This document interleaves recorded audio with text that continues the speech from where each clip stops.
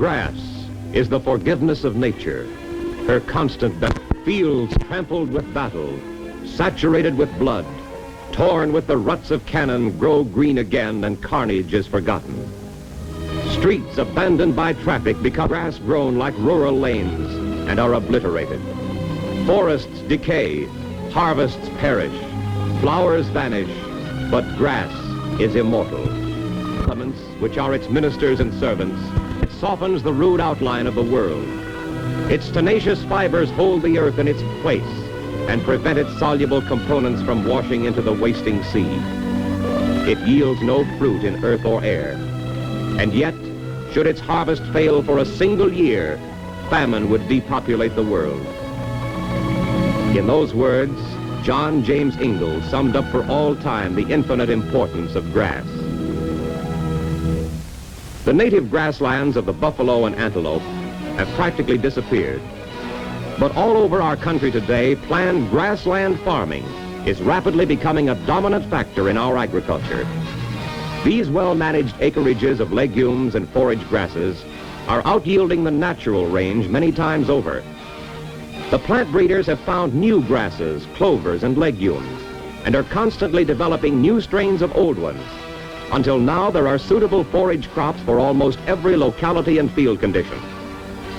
When grown together in various combinations, they produce better forage and hay, more protein, and larger yields than ever before. Some of them are included in every good crop rotation program. Consequently, they're no longer sown by the winds and wandering birds. Nothing is left to chance, because these grass and legume seeds have become incredibly valuable in this modern grassland farming that uses them in enormous quantities for rotation planting, for grassed waterways, for hay and forage. Harvesting these seeds that keep our country green has become as much a part of farming nowadays as harvesting the seeds of wheat and corn, and for good reason. Saving them is a highly profitable business. Some of the per-acre dollar returns are almost unbelievable. The all-crop harvester made history in this work. It was the first machine to make practical and profitable the saving of forage crop seeds. Up to date, the all-crop harvester has proved time and again its ability to save the seeds of more than 100 different crops. And in the rapid expansion of grassland farming, it's constantly being called on to save new ones. An import from Austria, widely grown in our southeastern states, is crimson clover. Frequently, the whole plant is green and juicy at harvest time. But direct cutting is the only way the seed can be saved without excessive loss by shattering. The all-crop's rubber-faced bar cylinder knocks the seed loose from its hull and gets clean seed even from green, mushy straw. This is equally true with the new reseeding crimson clover that perpetuates itself if given a chance. In the southeastern states, it's doing a splendid job of soil improvement and protection and winter pasture, as well as yielding a profitable seed crop, or for self-reseeding where desired. Bird's foot trefoil, or lotus grass, broadleaf trefoil, lotus major, all pasture improvers and soil builders were gradually moved westward from New York State through the Middle West, clear to Oregon and Washington. Bird's foot trefoil got its name from the clusters of long spike-like seed pods that look like crow's feet. These pods ripen and shatter while the plant is still green, so saving the seed is always a problem.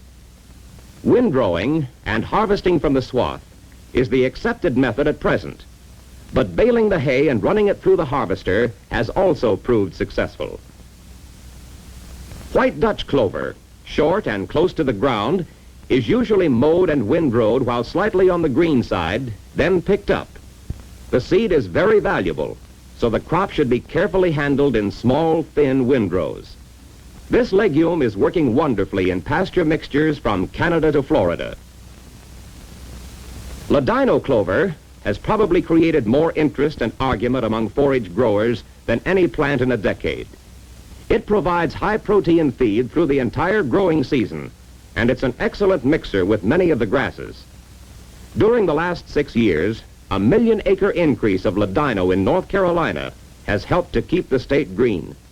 Corn Belt acreage has moved up considerably too. Ladino seed brings an exceptionally high price. This crop, not a particularly heavy one, brought better than $525 an acre in seed, plus pasture and hay for good measure. Ladino is usually windrowed while slightly green, or in the early morning when damp, and frequently rethreshed to get every last seed. But this particular grower found that by going slow and really shaving the ground, he could save as much or more seed than by any other method. That spout above the bin tells its own story, and the seed is worth up to $200 per sack. A legume that's doing a remarkable job of covering our poorer soils, where many of the standard legumes don't flourish, is subclover, so called because it tries to send its burr-like seed into the ground. It's generally planted with a grass to keep it off the ground, then windrow just before it ripens and picked up and threshed by the all-crop harvester. Hop clover, used for pasture mix and soil improvement, thrives from Minnesota to Mississippi. It grows close to the ground and ripens while the weeds are still green. So a hop clover field commonly looks like more weeds than clover. However, except for the dry seeds that stick to the wet weeds, it's quite simple to harvest with an all-crop. The sweet clovers of every variety are profitable seed producers. With sufficient lime, they grow almost anywhere, and their seed is easy to save. The sweet clovers are excellent soil builders and conditioners. Their large, long roots go deep down in even the hardest soils and open paths for moisture to percolate in both directions. This is Madrid sweet in Texas. Alfalfa seed is always valuable. It's not hard to save and can usually be harvested direct.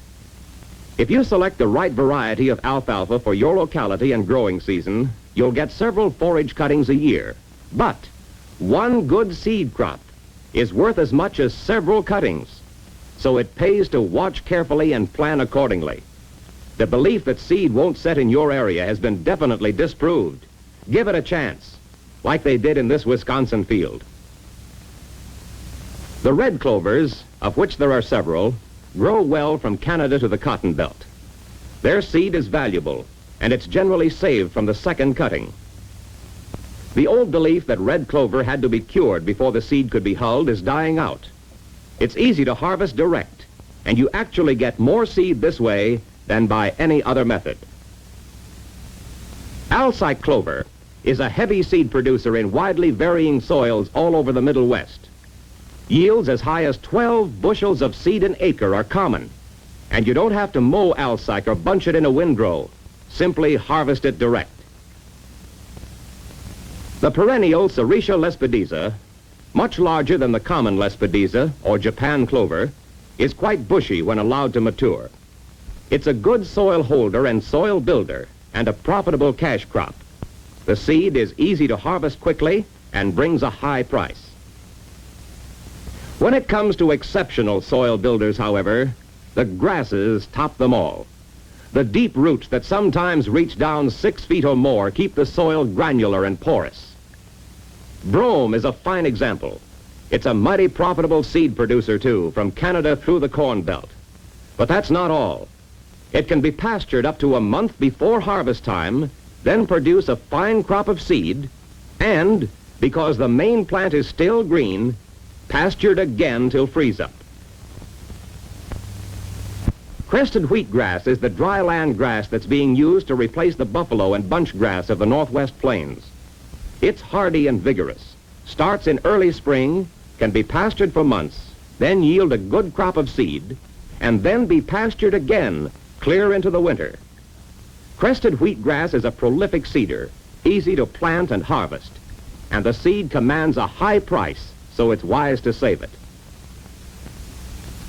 Florida, land of sunshine and tourists, may soon become the land of grass as well. New grasses and new strains of old ones are making Florida greener. Bahia grass has been imported from South America. This strain is Pensacola Bahia. It's being used with great success to cover sandy Florida fields, to make year-round pasture, and to build up the organic content of the soil. When pastured and kept short, Bahia mixes with white clover, coastal Bermuda, and other pasture grasses to provide a dense sod. Stock of all kinds thrives on it. Bahia grass is one reason why Florida is becoming a big livestock state. Bahia produces a good crop of seed that's easy to save. It's harvested while the plant is still green, then dried out afterwards, like many other grasses and their seeds. A little farther north, carpet grass, an excellent ground cover and soil conditioner, furnishes splendid pasture and a good yield of seed that's easy to save. Carpet grass requires no windrowing nor special handling. It's as easy to harvest as any grain crop and usually a lot more profitable.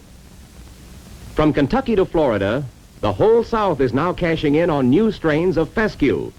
This is Kentucky 51. Fescue is a first-rate soil builder that provides choice green pasture most of the year, particularly during the winter and early spring, then produces a crop of easily harvested seed more valuable than any hay or grain crop. And all the while it gives year-round soil protection and improvement. What more can you ask of any plant?